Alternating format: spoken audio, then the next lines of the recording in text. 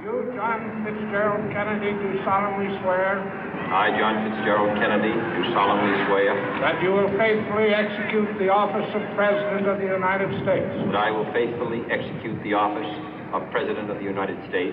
And will, to the best of your ability.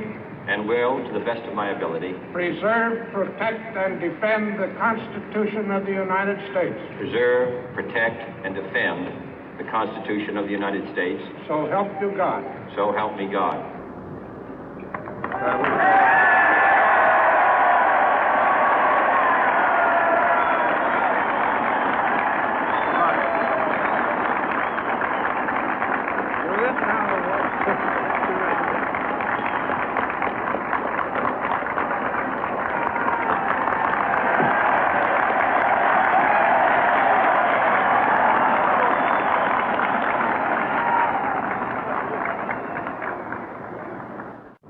Vice President Johnson, Mr. Speaker, Mr. Chief Justice, President Eisenhower, Vice President Nixon, President Truman, Reverend clergy, fellow citizens.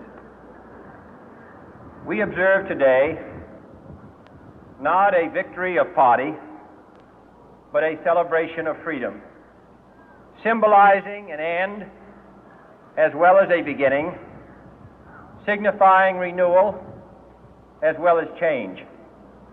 For I have sworn before you and Almighty God the same solemn oath our forebears prescribed nearly a century and 3/4 ago. The world is very different now, for man holds in his mortal hands the power to abolish all forms of human poverty and all forms of human life. And yet the same revolutionary beliefs for which our forebears fought are still at issue around the globe. The belief that the rights of man come not from the generosity of the state, but from the hand of God. We dare not forget today that we are the heirs of that first revolution. Let the word go forth from this time and place to friend and foe alike that the torch has been passed to a new generation of Americans born in this century, tempered by war, disciplined by a hard and bitter peace, proud of our ancient heritage, and unwilling to witness or permit the slow undoing of those human rights to which this nation has always been committed and to which we are committed today at home and around the world.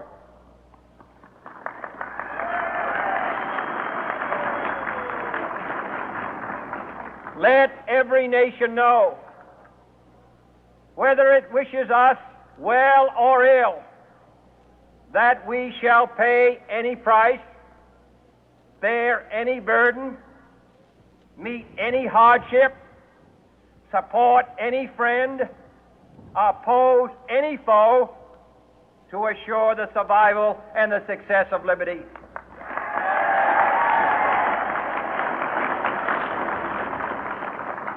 This much we pledge and more.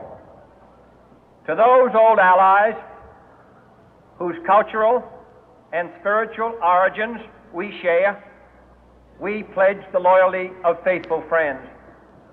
United, there is little we cannot do in a host of cooperative ventures. Divided, there is little we can do, for we dare not meet a powerful challenge at odds and split asunder. To those new states whom we welcome to the ranks of the free, we pledge our word that one form of colonial control shall not have passed away, merely to be replaced by a far more iron tyranny. We shall not always expect to find them supporting our view, but we shall always hope to find them strongly supporting their own freedom, and to remember that in the past, those who foolishly sought power by riding the back of the tiger ended up inside.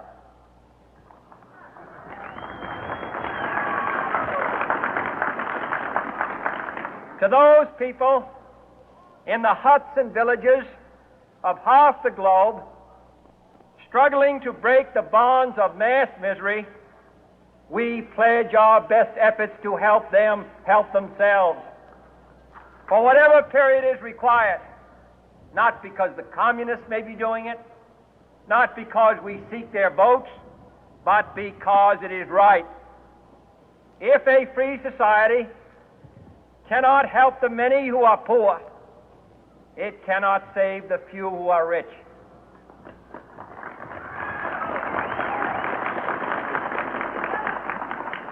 To our sister republics south of our border, we offer a special pledge to convert our good words into good deeds, in a new alliance for progress, to assist free men and free governments in casting off the chains of poverty. But this peaceful revolution of hope cannot become the prey of hostile powers. Let all our neighbors know that we shall join with them to oppose aggression or subversion anywhere in the Americas.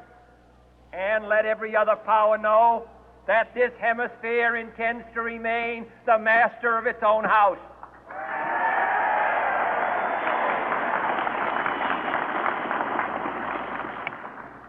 To that World Assembly of Sovereign States, the United Nations, our last best hope, in an age where the instruments of war have far outpaced the instruments of peace, we renew our pledge of support to prevent it from becoming merely a forum for invective, to strengthen its shield of the new and the weak, and to enlarge the area in which its writ may run.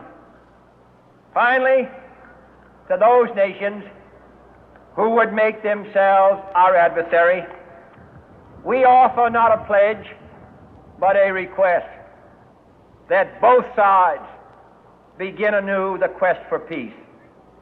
Before the dark powers of destruction, unleashed by science, engulf all humanity in planned or accidental self-destruction, we dare not tempt them with weakness, for only when our arms are sufficient beyond doubt can we be certain beyond doubt that they will never be employed.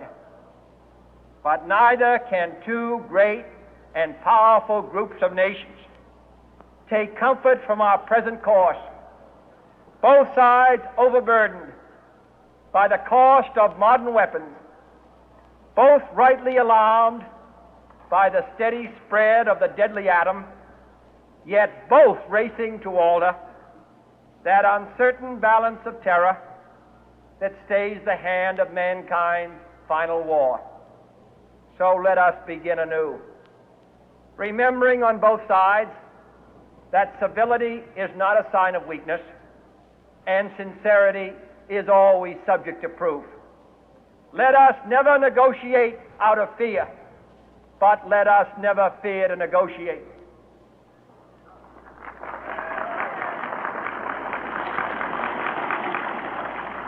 Let both sides explore what problems unite us, instead of belaboring those problems which divide us. Let both sides, for the first time, formulate serious and precise proposals for the inspection and control of arms, and bring the absolute power to destroy other nations under the absolute control of all nations.